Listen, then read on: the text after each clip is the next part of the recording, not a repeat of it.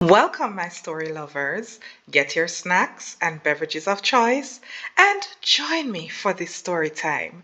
It's the kind of story that lingers in the shadows of many Jamaican families. It's the kind of drama that no man wants to be a part of, but many are the last to know that they are one of the lead actors. It's a story that plays out in many families, regardless of their social and financial status. The setting for this story is the upper echelons of Jamaican society, where everyone is a multimillionaire or pretends to be one, with perfectly curated histories and effortlessly stylish and elevated lifestyles. This is a world where the hired help takes care of all domestic duties and perfectly manicured gardens are courtesy of an army of groundsmen. This is a world of perfection, the world where one special family lived, the Deslandes. Derek Deslandes was a top executive in one of the leading financial institutions and a board member in several companies.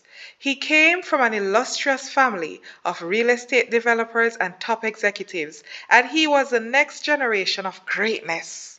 His family invested in his education locally and overseas, and he completed his degrees in the best educational institutions. Although Derek was born with the proverbial gold spoon, he was surprisingly humble. He was a straightforward and honest young man, a staunch Catholic, an exceptional Jamaican citizen, and a popular humanitarian. While he was in Jamaica, that's before the era of foreign universities, he had a girlfriend, Nikisha Bennett. She was just as brilliant as he was, twice as driven, but she was born in a different set of circumstances. Nikisha and her siblings were raised by her single mother in a rural community where her mother toiled as a domestic helper in various households. If Derek was born with a gold spoon, Nikisha didn't even have a wooden spoon. They met in university in Jamaica and bonded through their love of economics and finance. They started as study partners and ended as lovers. But while their classmates applauded their love and Nikisha's family was accepting of Derek, the Deslandes clan was another story.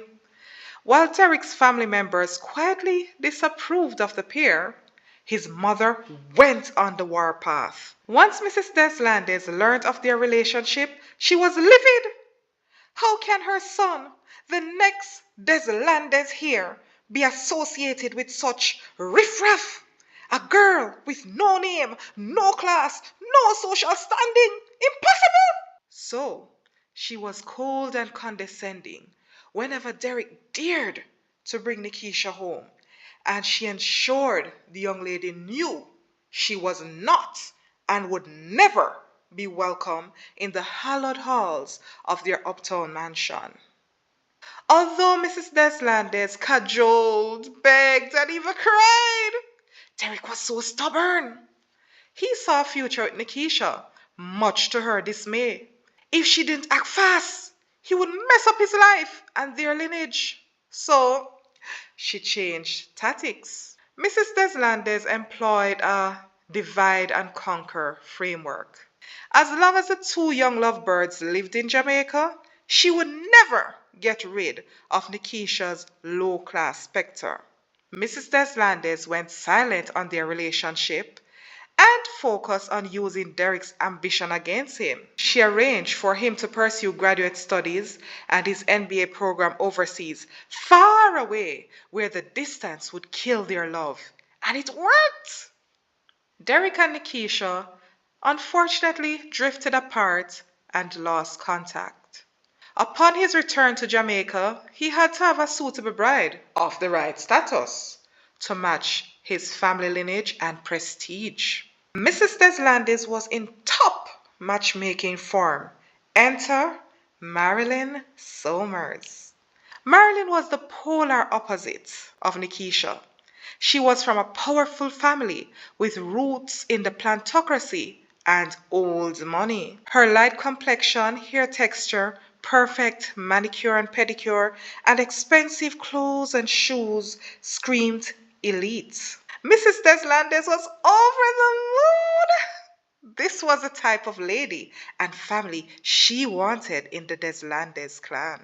Soon, an engagement ring came into play. Invitations were distributed locally and internationally, and the wedding bells were chiming. The handsome and accomplished Derek Deslandes wedded the beautiful and stylish Marilyn, appending his illustrious surname to her powerful family name. Marilyn was a perfect stay at home uptown wife with an army of domestic staff and a full schedule of self care appointments and social events. She had started university overseas, but her constant partying led to her dropping out. Marilyn returned to Jamaica without a degree and with the convenient excuse that she was exploring her options. Her parents didn't want her to seem jobless, so she accompanied her mother to oversee the various social and charitable events affiliated with their family's company. Now that she was married, she was free to do anything she liked. As expected, the babies started coming. First was Derek Deslandes Jr., then Markland, followed by Melissa, and finally baby Destiny. Each birth motivated Derek to work harder to ensure that his children would live their best lives. Nothing was too expensive for his wife and children. He made their every wish a reality. He was living the dream life. The dream life continued, and the Deslandes celebrated their 5-year, 10-year, and 15-year anniversaries. They had cemented their place in society, and Derek was a well respected CEO, making great moves in the financial landscape. But as we say in Jamaica, the higher the monkey climbs, the more he's exposed. The Deslandes were the ideal high society couple, and they were much photographed at every noteworthy event that attracted people of substance and influence. It started with whispers that eventually reached Derek's sister, Meredith. Marilyn seemed unusually close to a top real estate developer.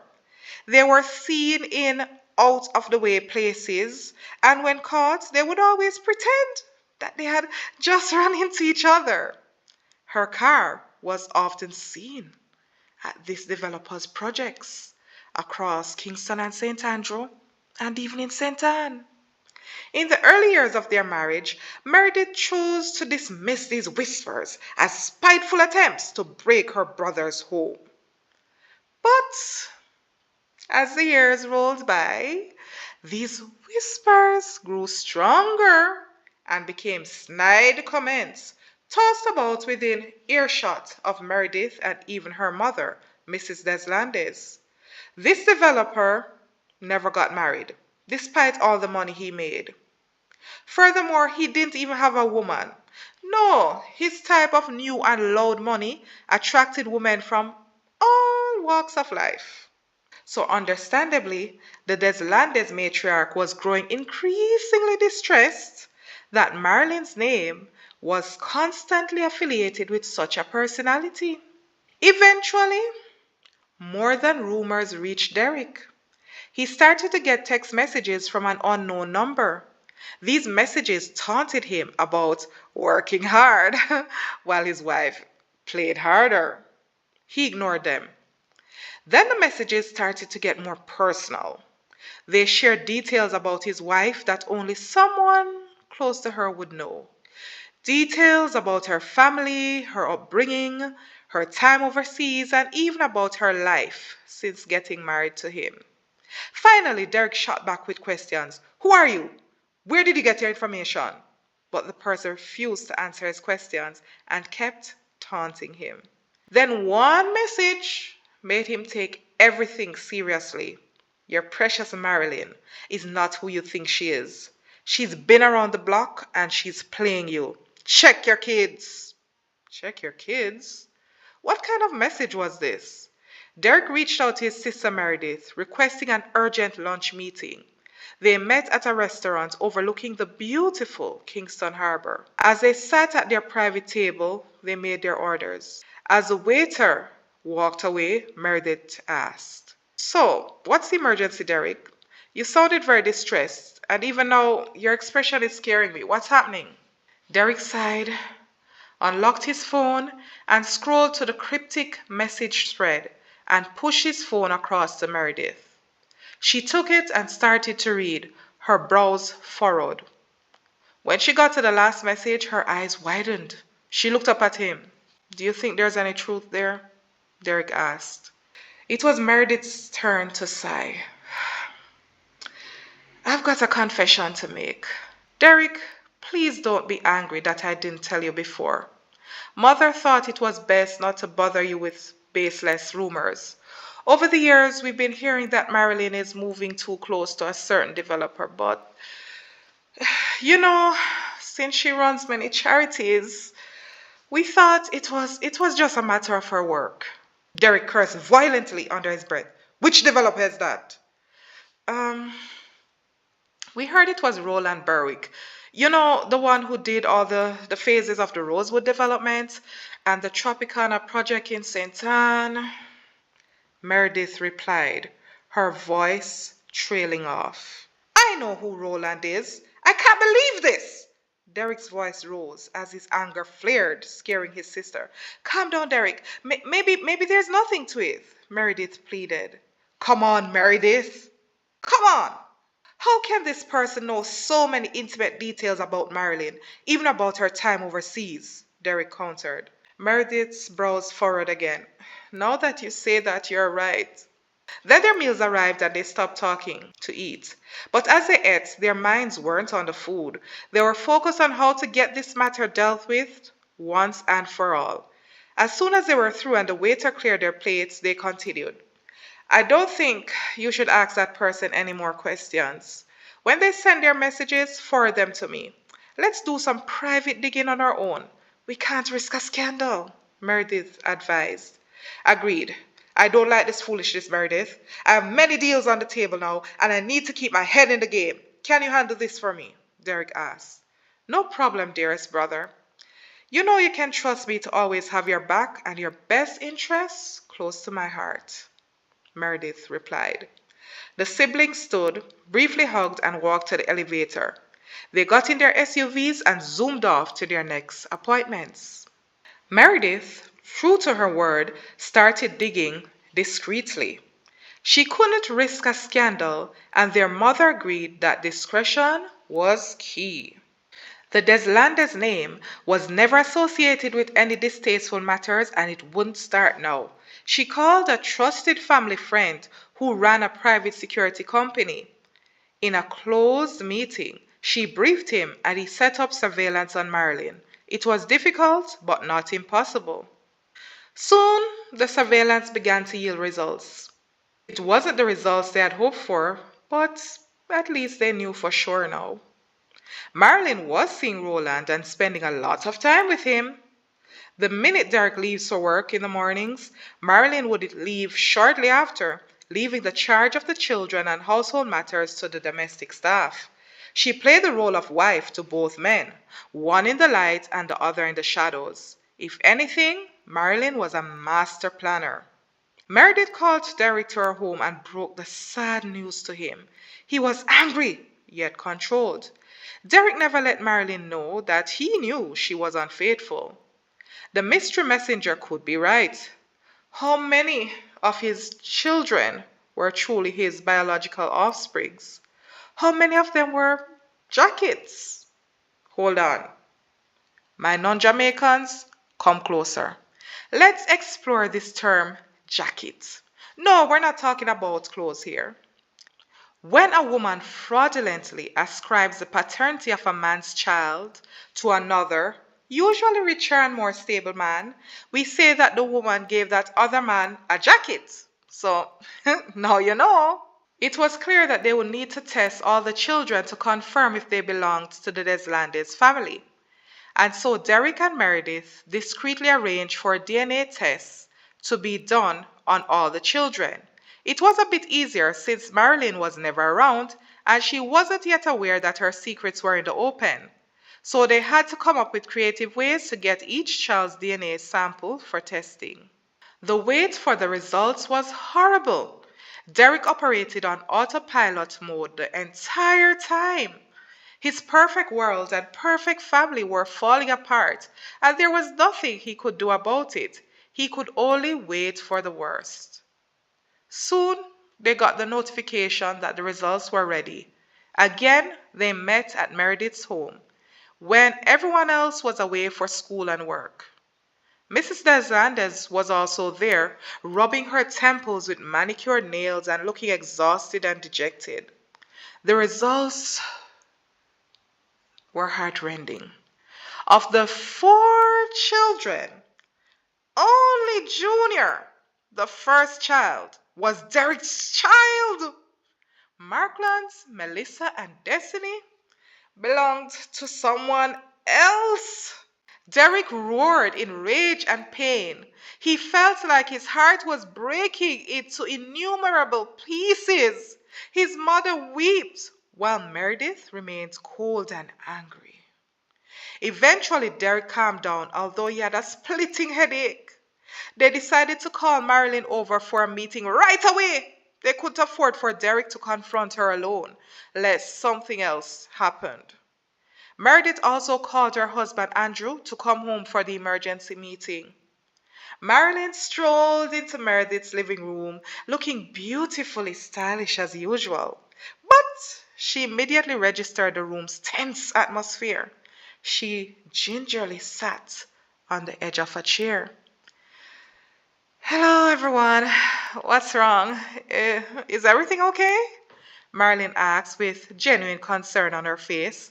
Derek tore into her. Why did you do it, Marilyn?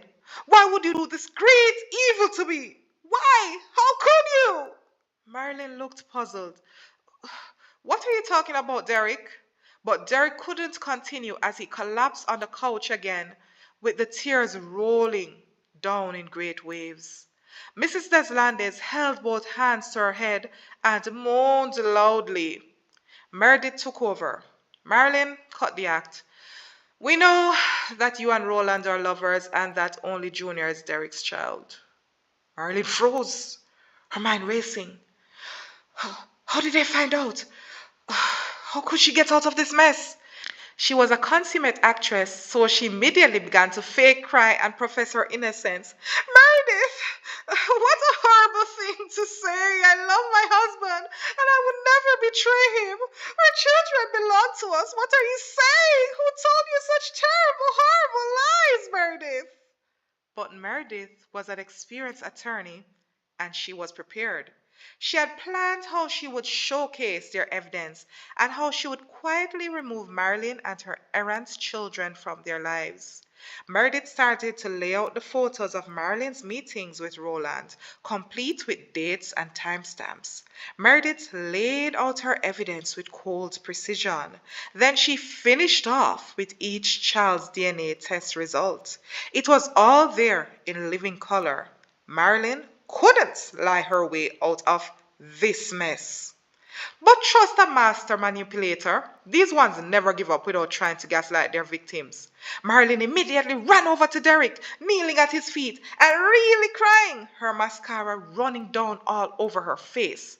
Derek, my baby, my lover, my soul, remember our vows. Remember our vows of till death do us part. Remember our love. Remember all our anniversaries. Think of all our plans for the future. Baby, please, please don't give up on our love. We can get over this. Derek looked down at her in disbelief.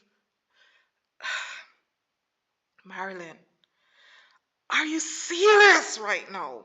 Not even an I'm sorry, Derek? Really?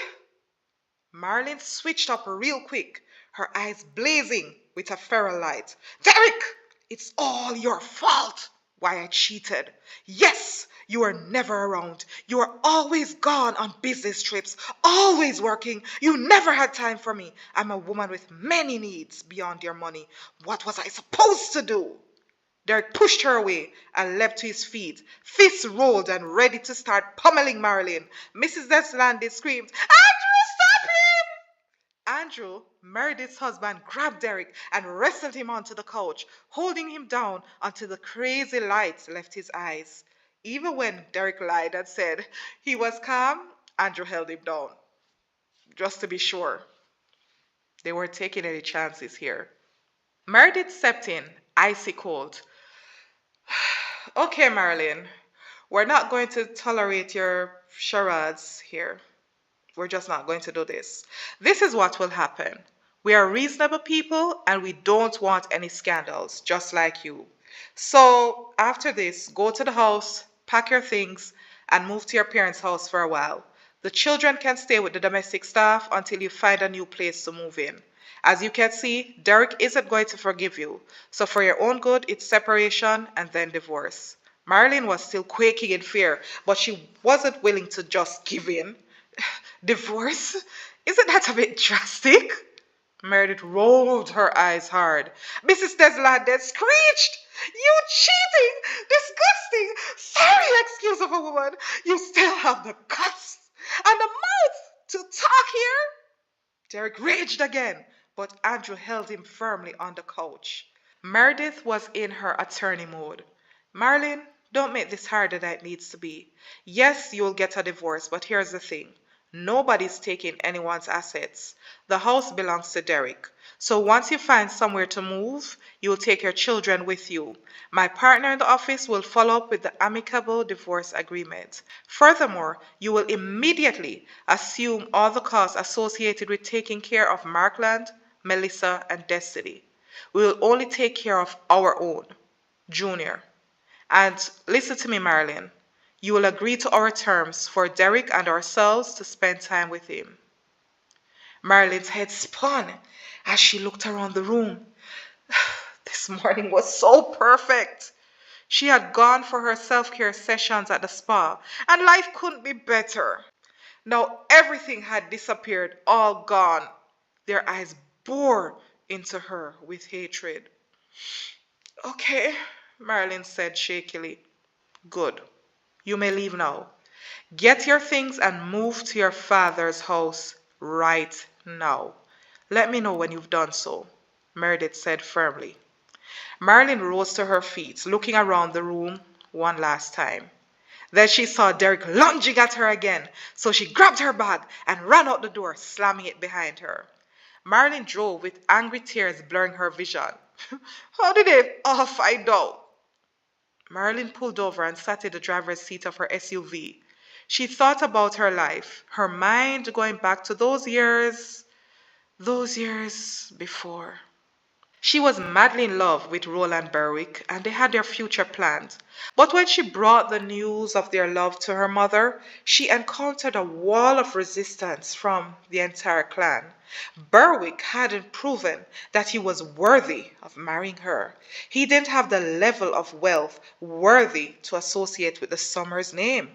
And so they had to put their love on pause as Marilyn obeyed her family's orders to marry Derek Deslandes. Derek Jr. was conceived on their honeymoon, but immediately after Junior's birth, Marilyn knew she couldn't pretend anymore. All the wealth, attention, and love Derek showered on her just wasn't enough. He was not Roland. And so she rekindled her relationship with the true love of her life, Roland, living a dual reality that helped her continue to play the role of the devout, high society wife to Derek. But, but how did they find out? She and Roland had been so careful. Almost on cue, her phone vibrated. She looked down. It was Alexis Galloway. What did she want? Marilyn thought angrily. She rudely answered the call. Hello, Alexis, what do you want? Alexis spoke with fake concern. Oh, my dear best friend. Sorry, ex-best friend. How's life treating you these days? How's your husband? How are the children? How's your secret lover? What are you up to now, Alexis? Marilyn asked angrily. Alexis spoke. You know, I hate it when people aren't loyal. I worked so hard to get those listings at the Rosewood development, but your lover boy Roland disrespected me. Him diss me. I am an experienced, top selling realtor, and he gave the listings to everyone but me.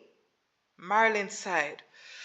Alexis, that's old news. After all, Roland is not the only developer in Jamaica. Alexis spoke with evil delight. Well, it's old news for you. You know, I don't forgive and I never forget. I'm sure your perfect world will soon collapse if it hasn't already. Marilyn screamed, Alexis! Alexis! What do you mean? What did you do, Alexis? What did you do? Alexis laughed. Well, since you don't have my back, I don't have yours either. I just pointed your darling husband in the direction of your long buried secrets. Marilyn's voice broke with sudden realization. It was you! Yes, Marilyn, it was me, and I'm here to watch you burn, Alexis said with evil triumph. Marilyn hung up the phone. She couldn't allow Alexis and her enemies to win.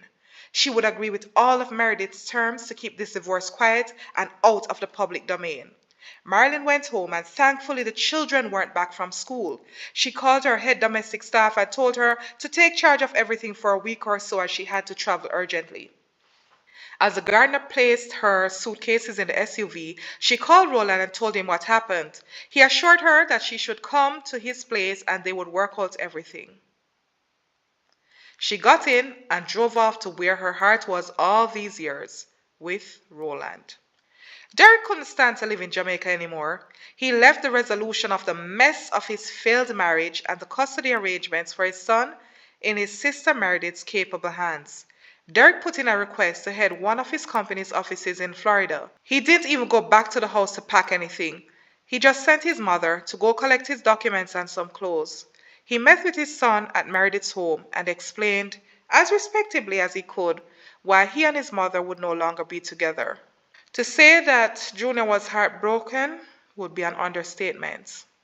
But thankfully, he was a level-headed teenager. He promised that he would give age-appropriate explanations to his siblings. Derek begged him not to hate his mother and told him that he was free to visit him in the USA. They hugged and agreed to see each other soon. And so Derek started a new phase of his life abroad, far away from the turmoil in Jamaica. Marilyn, on the other hand, she was like a cat, adapting fast and moving to ensure that everything worked out perfectly for her. She was quick to proceed with the divorce, seeing that she now had the chance to create the life she always wanted with Roland. Roland Berwick was also eager to move from the darkness and into the light and into his children's lives. So they started a new life, a new family together, with Roland adopting his own children to give them his name. All of these things proved too much for Junior, and he moved to live with his aunt Meredith's family. Marilyn agreed as she couldn't stand to see his judgmental gaze on her every day. So what became of Derek? He was so damaged from the devastating betrayal that he refused to date anyone, instead throwing himself wholeheartedly into his work. Junior came to visit him every vacation and they spoke daily. After his divorce was finalized, he began to think, what if? What if he had chosen differently? What if he had stood up for himself and not let his mother control his life?